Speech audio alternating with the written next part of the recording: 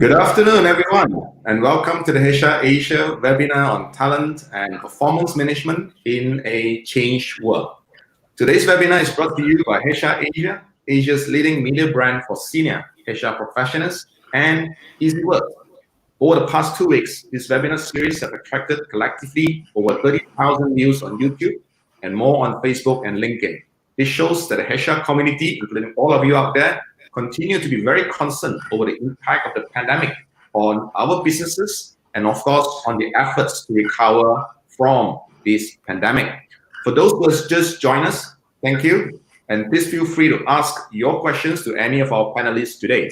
And we will try to address as many as we can within the time that we have assigned for this webinar. So we hope to complete this within an hour, as in the webinar itself.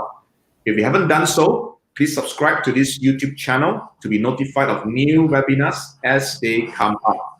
With us today are 3 HR leaders from different industries and backgrounds. We'll start with Bridget on my right, and then we go clockwise, all right? So Bridget from Singapore is head of recruiting Southeast Asia at TopWorks. Bridget has more than 10 years of recruitment experience, both in China and across all of Southeast Asia. And right below, Bridget is also from Singapore, Annie Lim, head of talent acquisition and diversity outreach, Asia Pacific and Japan at Citrix. Annie has almost 30 years of experience in Asia, with most of it in talent management and diversity and inclusion. And last but not least, from the Philippines, we have Katrine, Alvinez, Corporate Services Director at Monocrete Construction. Monocrete is a leader in construction and engineering products in the Philippines, and we'll let you hear from Katrine herself later more about her company. We're delighted and honored to have their presence here today to share with us what talent management and performance management look like in a world changed not just by the pandemic, but a sudden realization that there are many more things that are beyond our controls. Before we begin, may we ask a question to the audience so that we can get to know you better. Those of you who were with us last 2 weeks know how this works. Would you please type in the comment section which market or country you are tuning in from? If you're from Singapore, type Singapore or SG. If you're from Thailand, type TH or Thailand, Malaysia, NY or Malaysia, and so on to let us know where you are tuning in from. So we see Eric Leons from Philippines. Welcome. Goodness, this is not a citizen course, but feel free to join us. Good afternoon, Mel Conception. So we have a number of audience from the Philippines. Goodness is from India. We have Joanne from Malaysia and from all other countries. So keep letting us know where you're from. We have somebody, Irvin from Indonesia. Hello. Yisin from Malaysia as well. Keep telling us where you're from. So I'll start with the first question. The first question is very simple. We would like the panelists to tell us a bit about your organization and how has the pandemic affected your business operations. Again, we're going to start on a clockwise basis. So we'll start with Bridget. Okay, hi everyone, I'm Bridget from TopWorks. So just a brief introduction about my company. TopWorks, we are a global software consultancy with 27 years experience of delivery, software delivery actually. Partner with our client to help our clients create their own path to a digital evolution and also enable adaptive mindset to meet their business goals or drive business change. And meanwhile, we pioneered open source products to support development teams to create better software and participate in actually many global social impact programs and initiatives as well, with our expertise, technology, of course.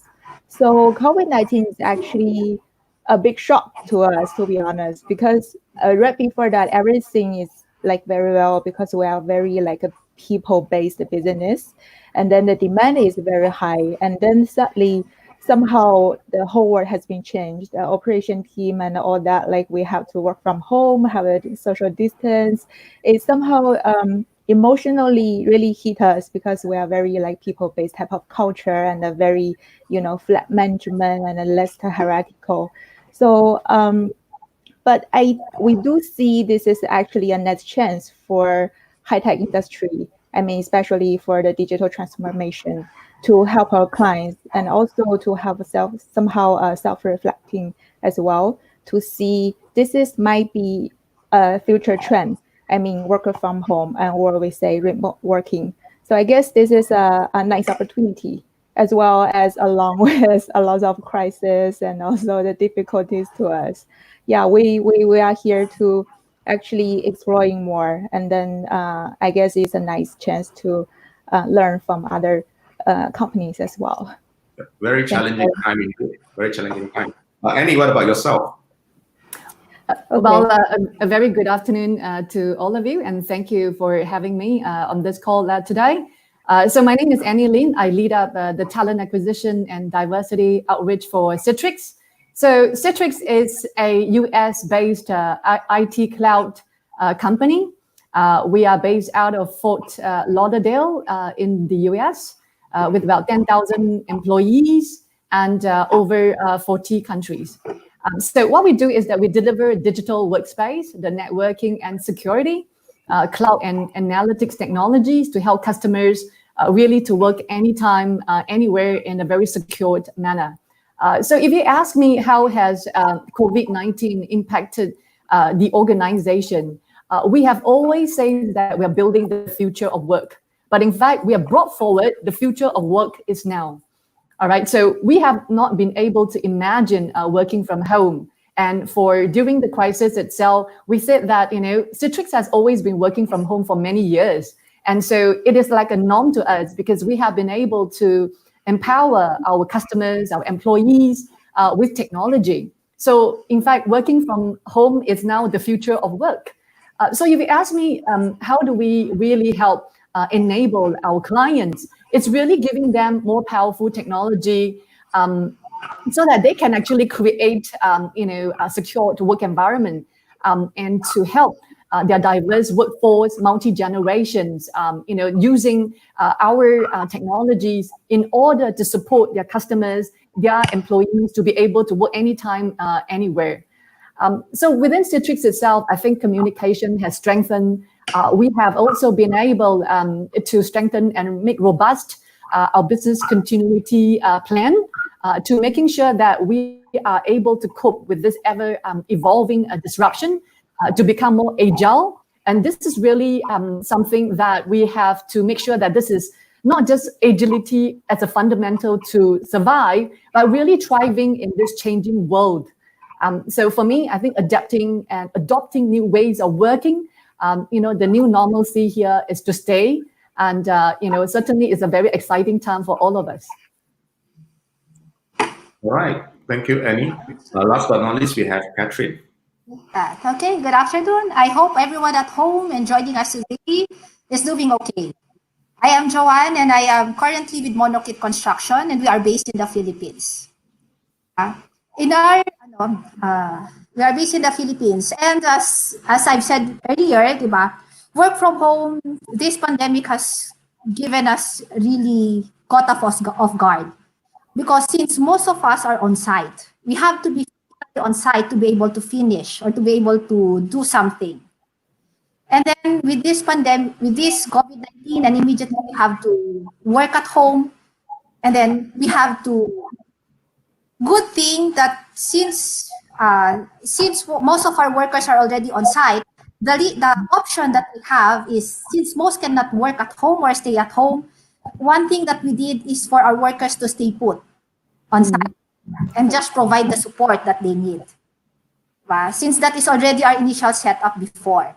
And for our support team, we are already having a plan on how to move towards a work from home or another setup, since we are already working with consultants who are not on site and are just giving us the weekly outputs. So we're already considering that, and we have already prepared a plan which will be implemented 5 years from now, not immediately last March 17.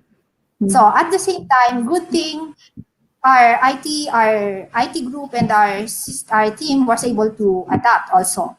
But again, with regards to communicating, since we have blue-collar workers and white-collar employees, that is one of our challenge. Our white-collar employees, we can easily send out messages via Viber or internet and give them updates. But for our blue-collar employees, they do not have access to those. So our HR has to be innovative, diba? And they have to adjust. So we engage the help of our project managers and our supervisors to be able to reach to them. So far, the system is working, and hopefully our team is now up and running and preparing our plant and our employees, hopefully, to get back to work this May 18. Yeah. Very good. Thank you. Thank you to all three. So it's very clear from this very brief introduction that the new normal, as we see it, really is the normal that we should have even before the pandemic has broken into. Things like digitization of our business, ensuring the flexibility of working from home and setting the right technology to enable that, as well as, of course, as Katrine has mentioned, taking care of our employees. These are absolutely things that should be normal, not just new normal. And I think the pandemic has actually speed up this entire process of what we want to do to no longer being an option, but a necessity moving forward. So for those who have just joined us, once again, thank you. And please feel free to ask your questions to any of the panelists today. And we'll try to address as many as we can within the time that we have assigned for this webinar. We have all heard of the term VUCA, or volatility, uncertainty, complexity, and ambiguity. I, for one, think that the term VUCA is a little overused. If you think about it, when a man in the Stone Age was being clobbered by other Stone Age men, the world was VUCA to him. Of course, the pandemic has given new meaning to VUCA. Everything that we do will no longer be unusual. Let's talk a bit about recruitment and retention in a new normal. How would recruitment change moving forward? So we start with Bridget. Okay, thanks, William. So for me, there's not that much change, to be honest, because in SoftWorks, I've been in SoftWorks for 7 years. I'm a typical internal growth leader. So in SoftWorks, we practice Agile methodology since day one. We established the office. We believe the only constant thing in this world is change. So in Agile methodology, I guess most of you might know that we believe fail fast. So business agility and then quick adapting the fast change word is what we believe and practice as well. So how does that affect on recruiting? I guess it's more of the way how we have the interaction with our stakeholders internally, externally, as well as our candidates. Before we can have very nice, physical interactions with people to build the connections, to build our impact. But since the COVID-19 hit us, we start to think about like how we can maintain the same level of the candidate engagement, and as well as internal and external stakeholder relationship by video calls, by the different way like being creative to have sort of a communication and also some like community set of the things. I guess in the word, the key point would be how we can deliver the value, like we say, the customer value for recruiting, because in SoftWorks we have like people business. So in that sense, that we need to maintain the same level of the value as we deliver as before. And then we need to be even faster enough to adapt in the change and also to be more innovative. I guess for now, recruiting team, we are even more excited actually to pilot or like practice some sort of the initiative we had for a while now. I guess it's a very nice opportunities for us to be even more creative and innovative. So it is not just employee experience, but also candidate experience that matters right now, of course. Yes. So exactly. what about you, Annie? How has recruitment changed with the pandemic? Well, all of us are in a very exciting time and in a very thriving time at the moment right now. I guess we have to make very difficult decisions from offers where sometimes you have not seen the candidate face to face, But you need to know that even virtual interviews, how do you make sure that it is sustainable? It is also giving candidates a very positive, brand and employer experience to get them on board.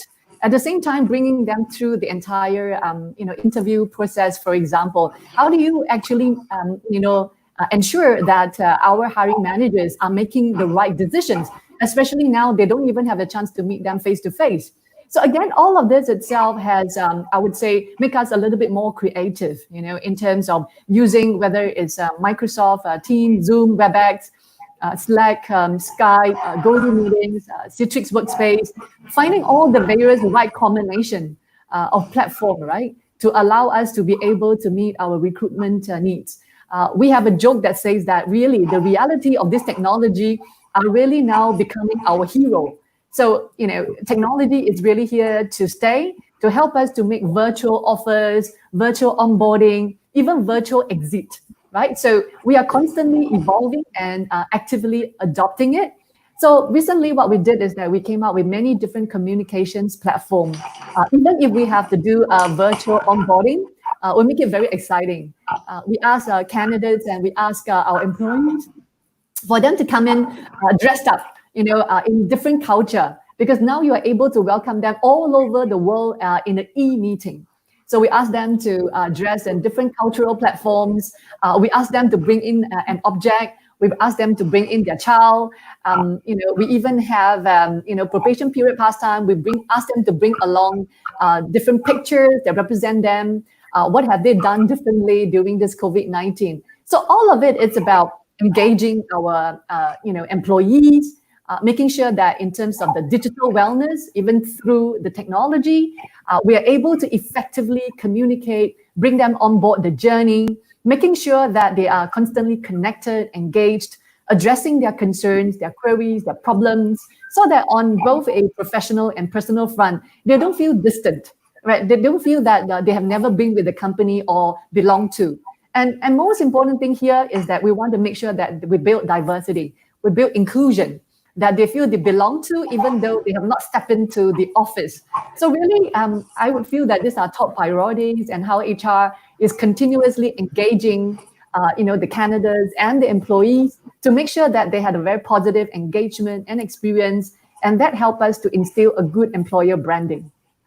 It is very interesting, that how technology and of course working from home has changed things like onboarding, like you mentioned, and even at one point, onboarding is only limited to your local office, your colleagues within your department or within your building. Now, the CEO working from, say, Brazil could actually say hello, right? This is so different now, and I think that is actually. But at the same time, Annie and Bridget, we also have many hiring managers who say, look, we still want physical, face-to-face interview because we want to see, if a candidate stutters when he or she answers the question, how confident is the candidate in terms of his capability and his skill sets and so on. How do you address that? How do you transfer that ability to actually see a candidate face to face and be able to discern how good a person is to replace that part with technology? Okay. Sorry. It's okay.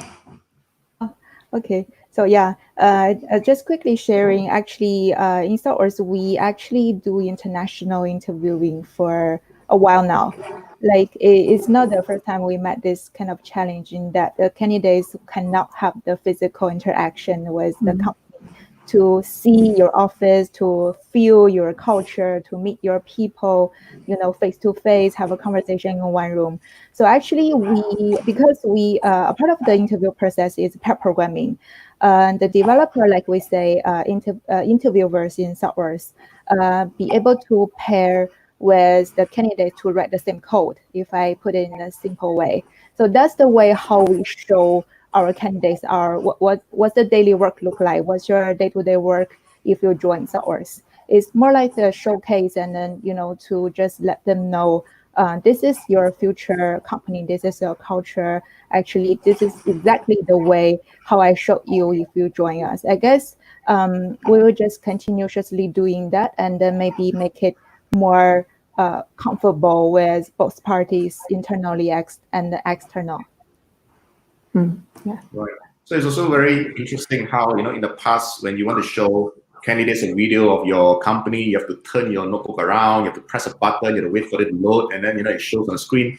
But with online platforms, you can just do so with just one click, and you can actually see the entire presentation if they wish to. So that is actually a fantastic thing. How has recruitment changed, you think, Katrine, moving forward?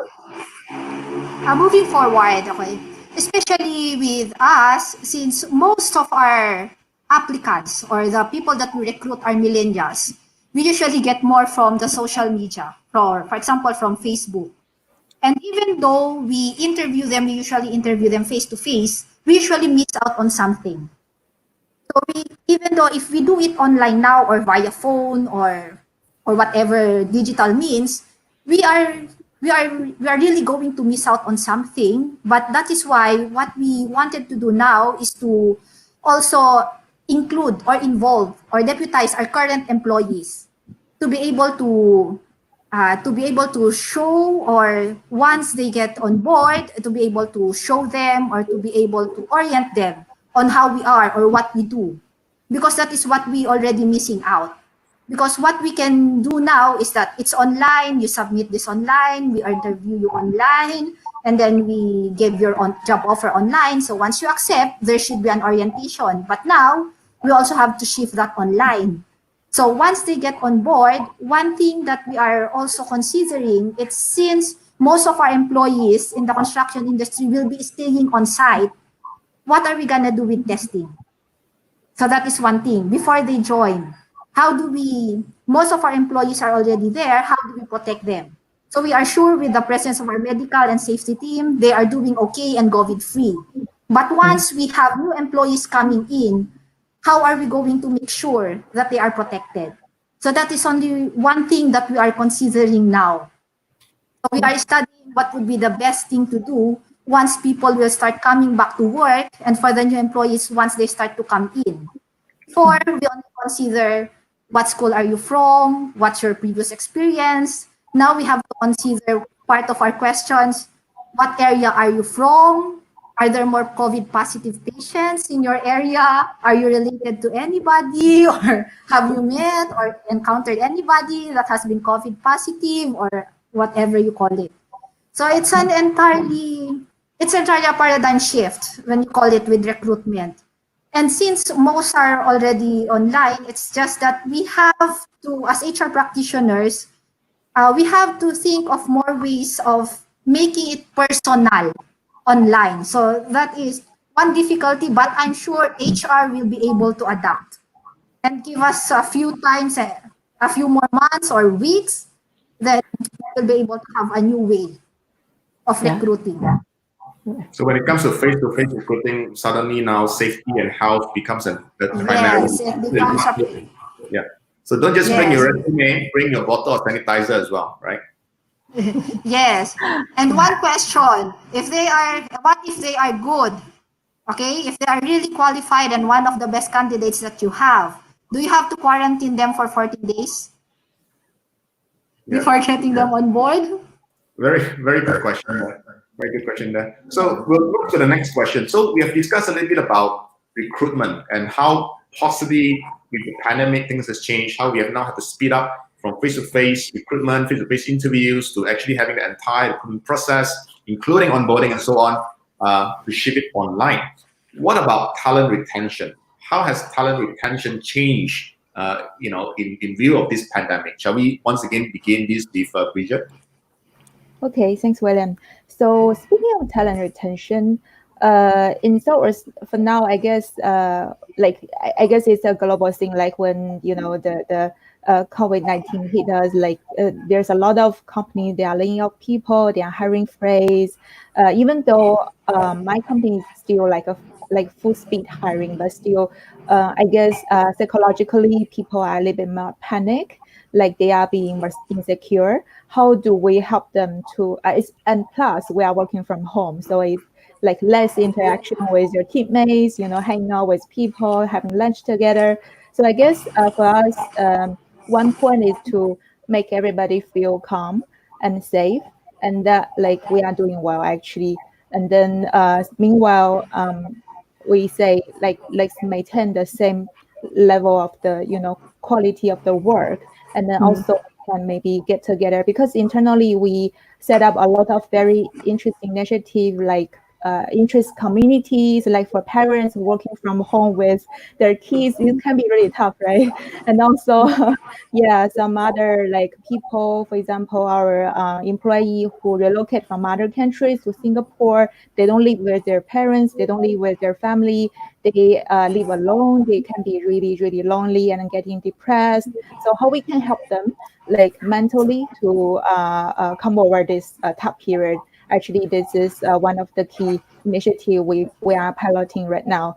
And then, of course, as I mentioned before, the customer value is very important. So I guess for now, we just maintain the same level of the engagement with our people internally to help our people to better understand, actually, because we are doing consultancy work. So internally engagement is also very crucial as well. Recently, I just completed a book called Edge, EDGE. I guess it's very useful. I just introduced to you all to see there's some points from there actually is very important for us. If, for example, the measure of success, customer value, business benefits, and all that. Yeah. Thanks. What do you think? Thanks, Bridget. What do you think, Annie? Is perks and benefits still very important?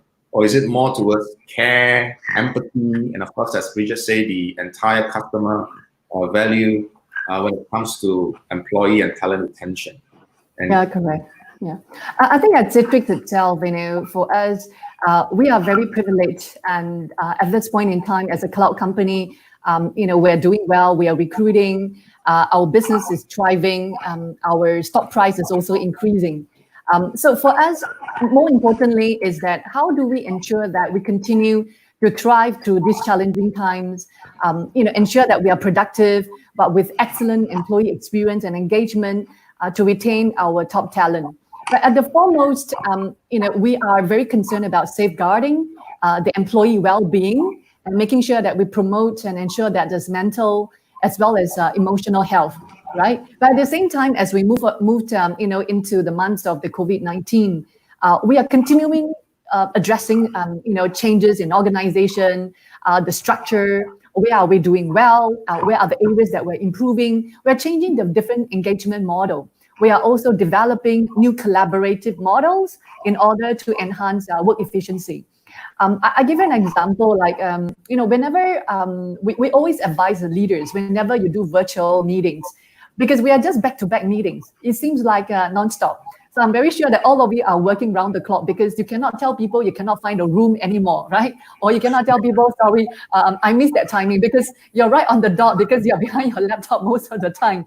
So for us, whenever we tell our leaders, please show empathy, please show care, because now employees seems to be working round the clock, And obviously, a lot of us, we want to make sure that while we retain, we measure performance of the employees, we always have to make sure that while we have this regular check-in, right, we discuss about not just their KPI, but also what are the challenges that they have overcome.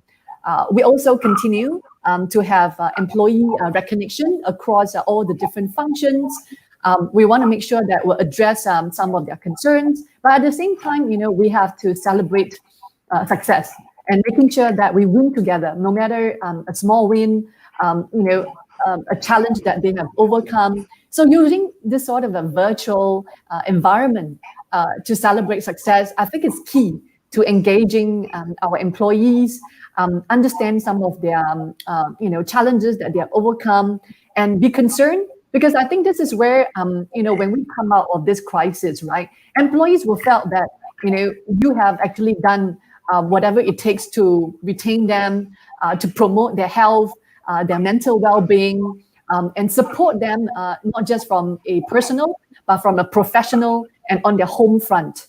So I think it's important that we reflect, the engagement through showing empathy, and also continue to show support to our employees.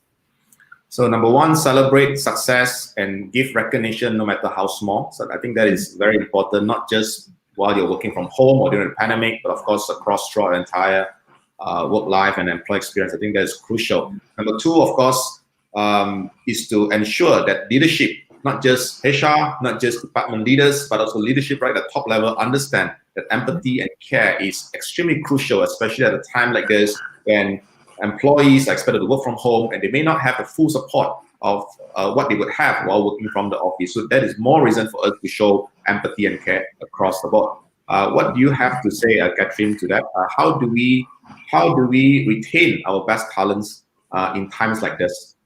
Okay, that is again a challenge for us because most of our activities in our industry is focused more on getting people together. Since most of the time we are on different project sites in different locations. So when we have activities, it's usually more, the priority is getting people together and getting to know each other. So now doing that would be really challenging. So now we are thinking of what other activities can we do for them, for example, in small groups. Because most of our workers are young and are millennials, so they are more on the interaction. Some would agree on a Zoom training or something. We are now working on our consultants on that. So that also how can we prepare? So that because people are expecting activities, whether there's a COVID or pandemic or anything, they're expecting HR to still work the same, to innovate as quickly as possible and to be able to adapt and to be of service, to provide the usual requirements that they need. So we are already adjusting for the activities. For now, an example that I can really give you is we are already preparing our plant. We work in the manufacturing plant, by the way. So we have a plant in Taguig wherein we are already setting it up in such a way that we have a recreational center, an area for that. So like for an activities, if before we have this basketball game for our workers and our engineers, and it's a close contact game, so we cannot do that. So we have to transform it into an arcade form, wherein you just have to do shooting, simple shooting activities. So for our wellness activities, like we have the upper deck, wherein we usually bring our people there and do activities, wellness activities. For now, since there's again physical distancing, we requested that some of the machines that are in our wellness center be brought to our plant so that we can use it. So that is one thing, because I believe that we have to retain our top employees. Yes, we have to retain, but I guess we have to retain everybody. We have to do everything that we can because every employee that we have, they are important. They have a role to play. So we do not just retain to maintain these top employees. We do programs wherein we will be able to retain and sustain all workers. So for now, what we are doing and we are going to do for the next week is that we are gathering information and suggestions and recommendations from our employees on what we can do to improve. All right, so do not lose focus on your EVP. Do not lose focus on your employee engagement programs. In fact, if anything else, double down on them, but you just have to localize and adapt to what is happening right now in the market. So thank you so much, panelists, for answering my two questions. Once again, today's webinar is made possible with the support of EasyWork, an app-based HR system. If you wish to try them out, you can download EasyWork for free in both App Store and Google Play. Before I go on to the next questions for our panelists, as I promised, we will now answer some of the questions that we have from the audience. So I have to scroll back up all the way because there's a lot of hellos and countries that you're from and so on. So I start from the top. All right. Hope I don't miss anybody. So Emily said, Annie completely agrees. See the big move towards use of psychometrics to help assess cultural fit for recruitment purpose. And Love said, from our own experience and my communication with clients who are working from home, it is more toxic working from home than regular office work. I think some actually would agree, but many would not agree as well. So of course, it's a matter of preparation and local situation. Camilla has a question. How do we evaluate performance of employees working from home? Camilla will come back to you because the last segment of this webinar will be on performance management. Then we'll talk about reviews and setting KPIs and so on by the panelists. So we'll come back to you. Emily say more needs to be put in place though to help candidates access the company culture as the processes have gone a bit one-sided over the last 1 week. I think that is also true. I think the panelists would agree. Really, how to reinforce our EVP, how to reinforce the value that we stand for, especially when candidates and employees are working remotely. How do you then translate that EVP, that positioning, that purpose into online and something that people can actually see, even though they're not working together with us? Camille, isn't it also challenging to impose values online to new employees who are yet to adapt to the company values? Agree. John asked how the performance management review. So again, John will address this in a short while. Lisa said, true safety of existing employees should be priority now. Luis also asked about employee performance. We'll come to that. So does Leila. Have I missed anybody? Mazi say, how do we align performance management? Again, very good questions. We'll come to that again. Hi from Vietnam, I presume. Is it nice to meet you? Thank you. Annie has mentioned new engagement model. Could you explain more? So maybe we'll take this now. Annie, you have mentioned new engagement model. Would you like to explain a bit more? Not a problem, sure. Some of the engagement model that we do is that in the past, what we do is that we will welcome, our candidates on board face-to-face, right? You probably have, after a tea break or a lunch break. So what we do now is that we surprise some of our candidates, when they're on board. We send them very nice, welcome lunchbox. It's something that they never, surprise, and sometimes we send, flowers, for example, or bouquets, or our colleagues who are not well, or something that happens to them. So I think it's important that even we celebrate birthdays, we give them surprises. Some of the new engagement models that we have is that instead of coming for a meeting, we always have a theme, right? So for example, if there's a Friday meeting itself, we make sure that we come in maybe our country, diversity, or we come with a sort of afternoon tea break, or we come with an afternoon drink. We celebrate on Friday. We tell people don't always be working. On a Friday, late itself, just like you let them go off earlier. You have to let them go offline earlier. Don't wait until, when the employees are burnt out, or when they have stress, or when they have anxiety. When you hear more calls from the employee assistance program, that they need more of all of this assistance.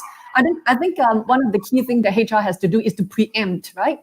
We even have some of the QBR that we done on sales calls. We even demanded some of the top sales. They would have to send champagne, to those people who did not manage to get the top sales. So some of the new engagement models itself, give surprises.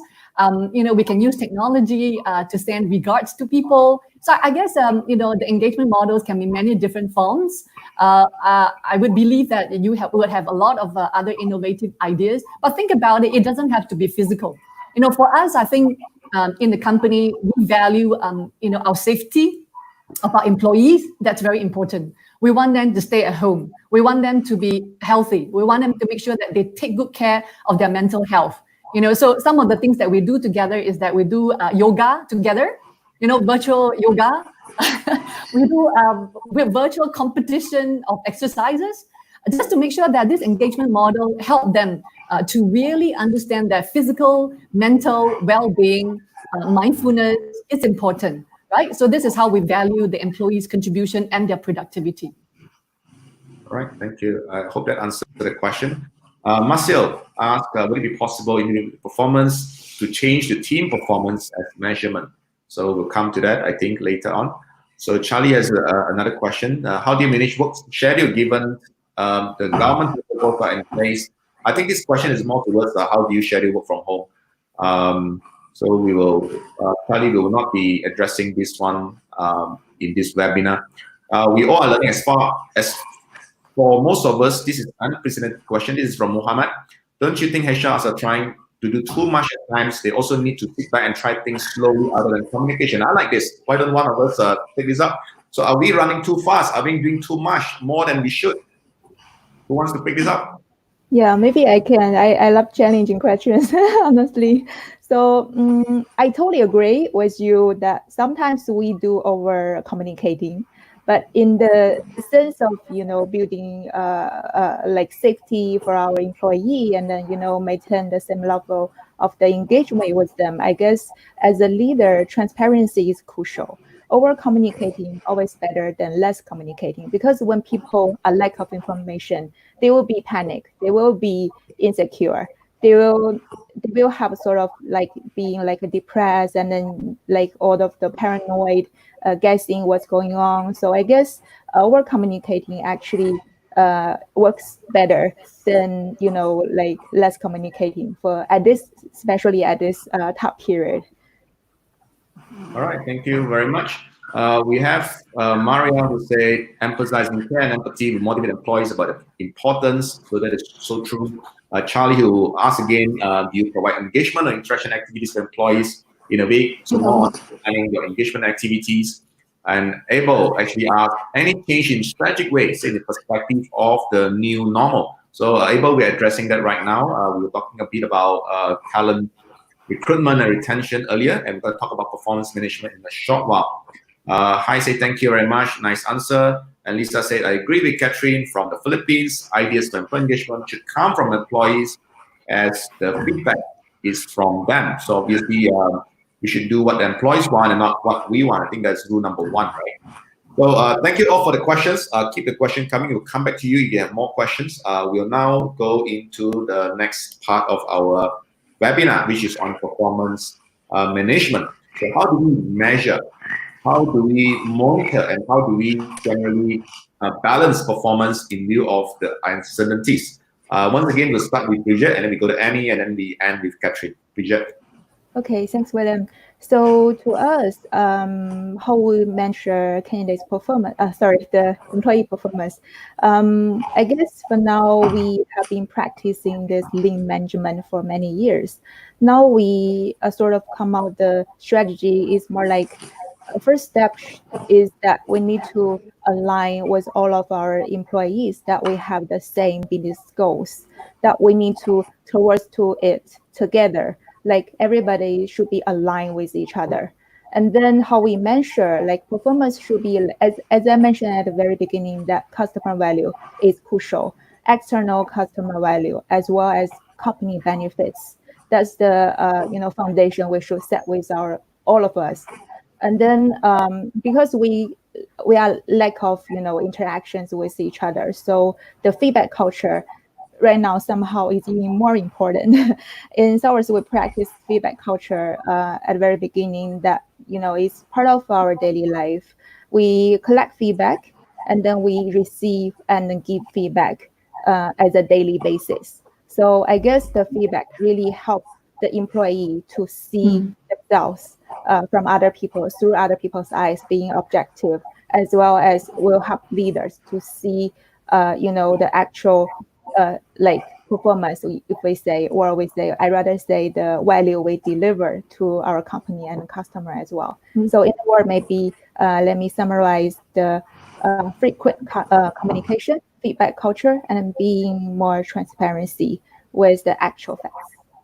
Thank you very much, Bridget. So feedback loop is very crucial, if not more so right now. Annie, would you like to add on to that? Yeah, no problem. Yeah, I mean, what Bridget said, it's pretty comprehensive. I think measuring the performance management, whether it is working from home or it is at the office, it still remains the same. You probably take it offline, but I think what is more important right now is that we have lesser face-to-face time, right? But it doesn't mean that leaders does not have regular check-in. I think it's important that we still have regular check-in that is placed on a one-to-one meeting, slated in the regular cadence. In the past, when you are working in the office, you probably can call in the person and give feedback immediately. But I think now we have to be very concerted, very cognizant that having regular one-on-one meeting, it's even more important right now. So again, performance management is about the two parts, right? It's about the what of your KPIs and the how, on how you overcome it, your behaviors, your values, your attitudes, how you overcome some of these challenges or achieve the KPI. I have always encouraged my team members, the leaders, that is all the more it is important now to show not just the what on the KPI, but on the how they actually achieve it, right? So especially now during this COVID-19, everyone is working online. But it is important that we show, care, empathy, practice mindfulness. For example, you ask about people, not just about how is your status of your project. I think it's important sometimes when we do discussion performance, right? It is important that we practice what I call human conversation, because it's always good to start off with asking, the employees or the individual, how are you feeling? How are you coping at work? Working remotely. Some of the employees just started with us. We have not even seen them face to face. We could ask them, how do you find it effective? What can we do to help you to develop? How can I better support you? So I think that's important rather than, I think having a good, dialogue, a good conversation is important, building that continuous trust, giving them the empowerment so that they feel that even working at home can be productive. So obviously you would have your weekly work plan, identify the key tasks, the key project, making sure that there's ongoing conversation. And then you sign off, you approve. But I think it is important that we teach our employers, our hiring managers, our leaders, that it is important, right? While you measure the performance, you're keeping them on track. They themselves have to show accountability, that they follow up, they're going through all these changes and helping also maybe the employees to overcome some of the struggles that they might have. Because as a HR, you don't want to come to the mid-year or the year-end, you will have issues with performance grievance or where they have not documented it properly. We can still continue to use many of these technologies, that whether you're using Workday or you're using SuccessFactors, to continue to make sure that we document that down, but all the more now using technology to leverage it and to make sure that we have proper documentation. We continue to motivate. We have a work plan for our employees, but more importantly is really empowering them so that employees feel that they're empowered, they're trusted, their productivity is not monitored about how many hours they're sitting behind the laptop. So I guess my point is to show them transparency, giving them the trust, empowering them with the productivity that they can be able to work from home, and yet it is very rewarding for them. Thank you. And so again, use technology and leverage technology to monitor, to align, and also, of course, to manage your employee performance. But more importantly, on top of that, layer it with plenty of care, plenty of love, plenty of empathy, because ultimately it is human that we're talking about, not just robots. And you can say, how many meters have you been running? When is the next spill of oil or gas that you need, right? So, Katrine, would you like to yeah, I do agree with Bridget and Annie. And then if we mix it all together and we combine all the things that they've said, in our industry, we have a specific output. If we finish a building on time and we were able to turn over it to the owner on time, then it means that the team worked together. And they were efficiency-wise, we can say that one team worked better or another. But as long as we were able to finish our project on time, it means that they did their part. So for now, with our team, we have an operations group and a support group. Our operations group, I don't know if fortunately or unfortunately, they are on site, they are stationed on site, and they are there, stay put. From our end, on the support group, we were able, I don't know if you can say it lucky, that we were able to stay home and work from home. So now, all we have to do is on site, from our end, we have to make sure that the weekly output that are required of us for our projects, the plans or the details, the information that our projects need to be able to continue will be provided to them on time. So far, our projects are on time. We were able to submit and join biddings, and more importantly, for our employees, our payroll is on time. We are processing it on time. So I guess even though we are adjusting, good thing our employees were able to adapt. And then at the same time, I do agree with Annie that we really have to trust. If before we at any time we can just go on site and check what they are actually doing or talk immediately to a person if they want to give feedback. For now, we have to trust and believe that we have properly trained and equipped them to do the right thing, and that they will be able to provide us the output that we need and expected of them.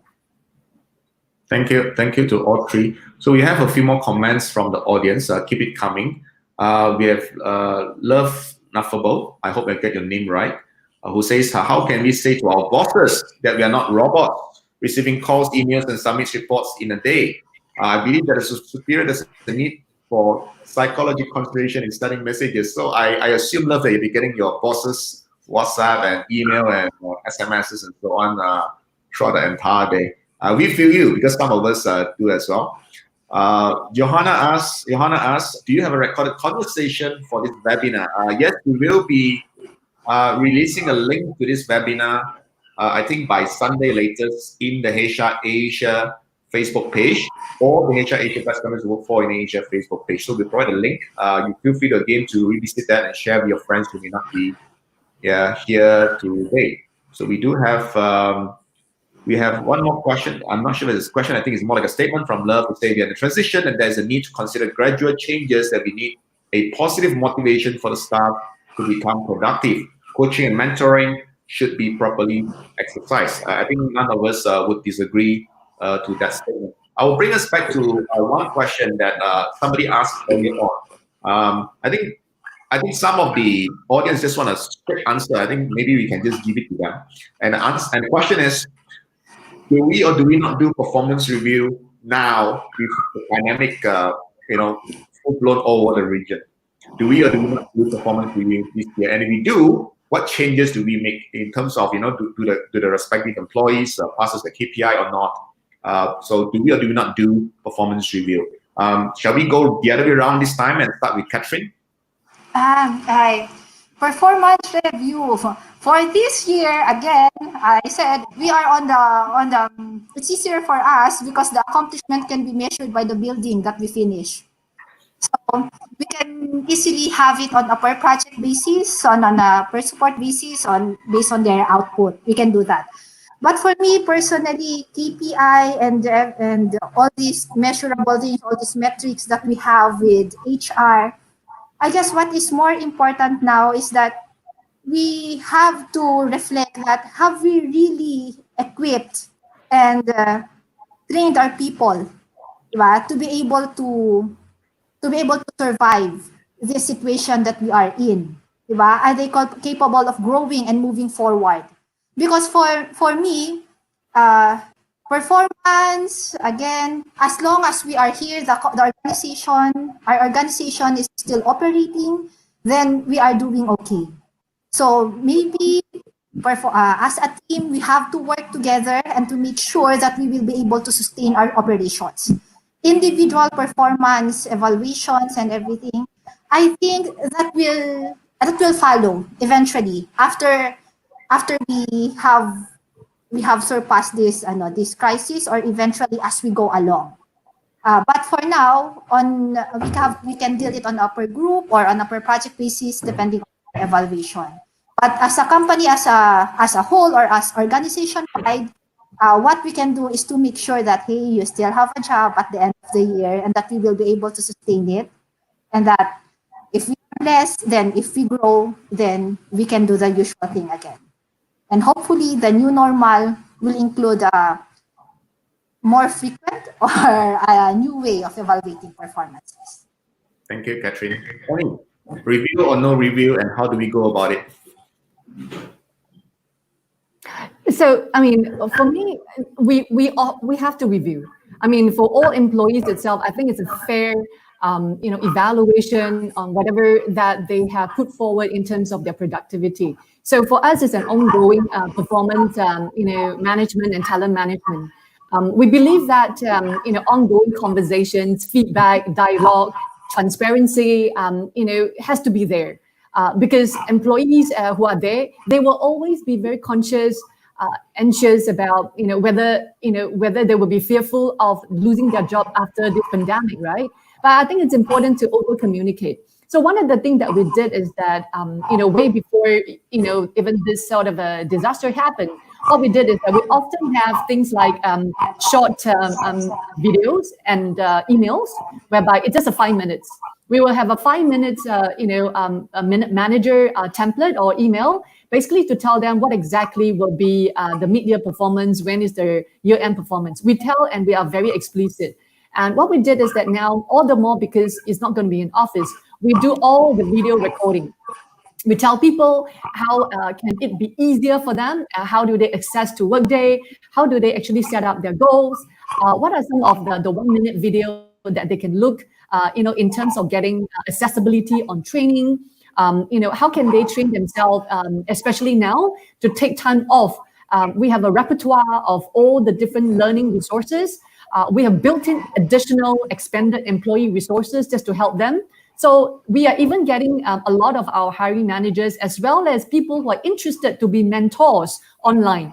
So we offer mentoring and coaching online. We even ask the employee, if you yourself want to coach someone, during this pandemic, to help them to go through some of the challenges, in a family.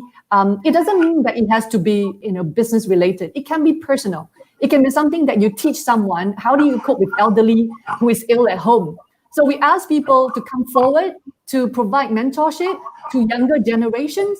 We are asking the older generation to come out to be certified, within Citrix itself, so that they themselves can be mentors to help other people to be successful. I think this is really the time whereby people stay together, they become stronger and better, and emerge to be a lot more resilient coming out from this pandemic. Thank you very much, Annie, for a very elaborate answer. Bridget, do you have anything else to add on to that? Yeah, totally agree with the two panels here. So for me, in our company, the performance, like informal performance review or like formal performance review, is really our day-to-day basis. The goal is to, one, meet our business targets. Two is to enhance our employee in terms of the certain capabilities. So because we are already doing this as our day-to-day work, so now we put even more effort to, because and then globally we have our a training platform. I would say we have lots of internal courses in the internal platform. So now we finally have more time to make it happen. We encourage everybody to log in the platform to take the courses for whatever you are interested. And then actually in Thoughtworks, everyone has a sponsor to help you since the day you join Thoughtworks. So I guess we just continuously doing what we are doing and then make it even better to our employees to help them enhance their certain capabilities to help create a better career path here. Thank you. Thank you to all three of you. To wrap up today's webinar, shall we go around the panelists one more round and have your last thoughts on the change that HR must now anticipate given the new normal, given the fact that it's a change world because of the pandemic and so on. So it's not just limited to talent performance management, but what do you think HR should be prepared for moving forward? Once again, we're going to start with Katrine, and then we go around to Annie and Bridget. Katrine. Okay. During this time, there has been a lot of books teaching us how to manage people, as most HR practitioners have done before. We even have the studies proving that this method works. But during this time, I believe that, during these uncertain times, one thing that we really have to learn is to trust in all aspects in our employees. And again, to believe that we really have equipped and prepared them properly to survive this. But at the same time, what is difficult, or what I encountered as a challenging part, is we also have to give them hope. As I have discussed before or earlier with one of our consultants, trust in our employees, they are just like plants. We know that they are alive and that they are there, but it also needs sunlight to be able to survive. So during this time, we have to really trust in them in all aspects.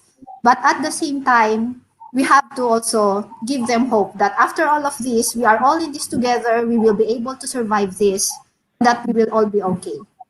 Yeah. Absolutely. All right. Yeah, correct. I think, I very much agree. now more than ever, it is vital for managers, right, to establish a sense of psychological safety, digital wellness, right? I mean, these are difficult times. It is likely that COVID-19 pandemic will be having a lasting effect on how we work. But more importantly, is for us to lead our employees effectively, to help them to thrive in this new normal of business continuity. I think it's important that we continue to establish a sense of psychological safety, focusing on trust, on transparency, encouraging empathy.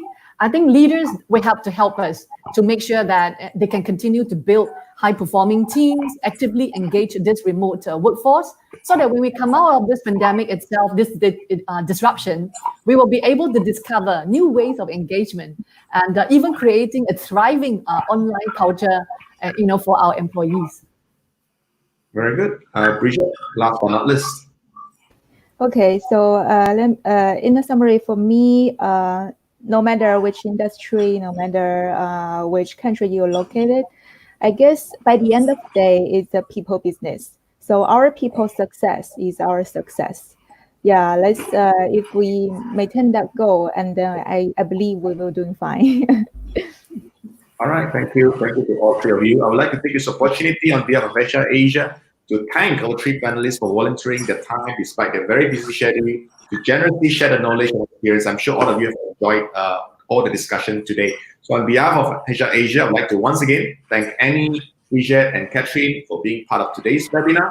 If you agree with me that they've all done a great job, please type 10 in the comment section. Those of you who have done it before last week, you know how it works. Just type 10 in the comment section to give all three of them a full mark for the job well done. And all of you have been a fantastic audience. Shall we panelists do a little heart shake to thank our audience for being part of today's session?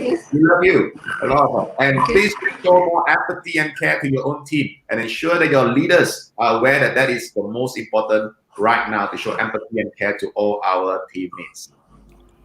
All right, so please join us again, everyone, at our next webinar. We are also excited to announce that we'll be holding our first Thai and Indonesian webinars in local Thai and Indonesian languages next week.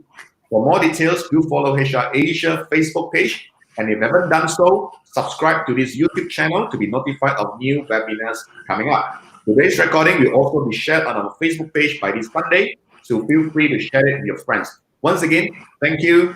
Terima kasih. 谢谢, 感恩, selamat po, ขอบคุณครับ. Stay home if you can and stay safe. Thank you, everyone. Thank you so much. Thank you. Stay safe Bye. and be Learned a well. lot. Thank you so much.